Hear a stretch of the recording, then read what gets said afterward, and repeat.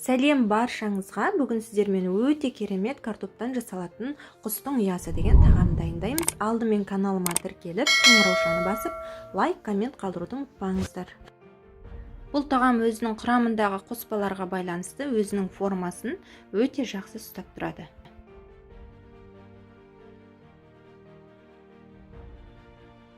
Ол үшін бізге тазаланған картоп, бір пияз, қатты ірімшік, саңырау құлақ,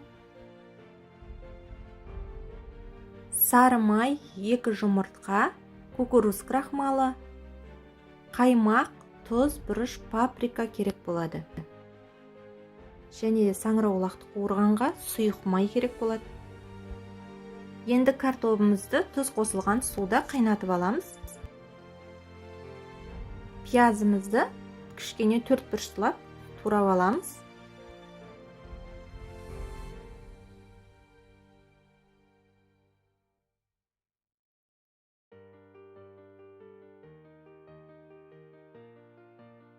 Саңырау құлақты да тура солай 4 бұрышты етіп турап аламыз. Бұл жерде саңырау құлақ міндетті емес. Үйде не бар, сонымен жасаса да болады. Сиырдың тартылған етін қолданса да болады.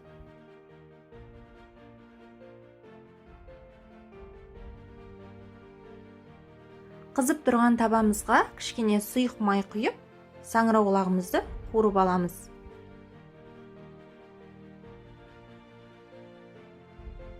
Саңырау құлақтың үстіне туралған пиязымызды қосып, оны да кішкене қуырып аламыз. Тұз, бұрыш, паприкамызды салып араластырамыз.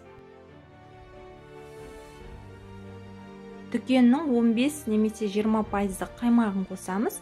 Қаймақ болмаса, орнына 33% сливки қосса да болады. Дайын болған саңырау құлағымызды бөлек ыдысқа салып аламыз. Піскен картопымыздың үстіне сары майды салып, осылай пюре езгішпен пюре болғанша езіп аламыз.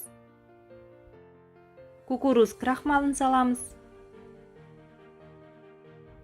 Араластырып 2 жұмыртқа қосамыз.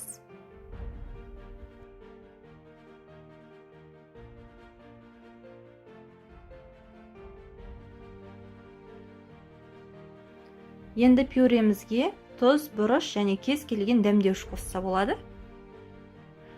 Торттың креміне арналған қалташаға кез келген насадка түрін салып, үстіне дайын болған пюремізді толтырамыз.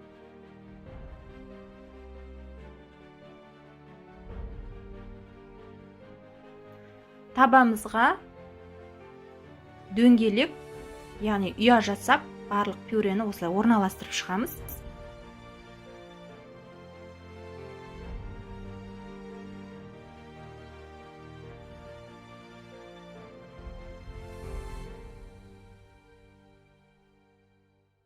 Енді осы ұяшықтарымызды дайын болған саңырау құлақтармен толтырамыз, барлығын бірдей етіп салып шығамыз.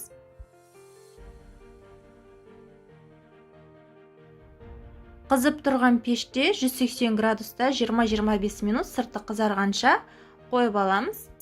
Қызарып піскен соң үстіне күштен өткізілген ірімшіктерімізді салып шығамыз. Тағы да 5-10 минутқа пешке салып аламыз.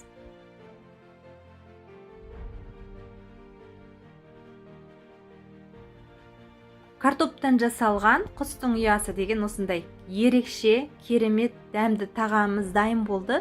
Міндетті түрде жасап көріңіздер, барлығыңызға ұнайды.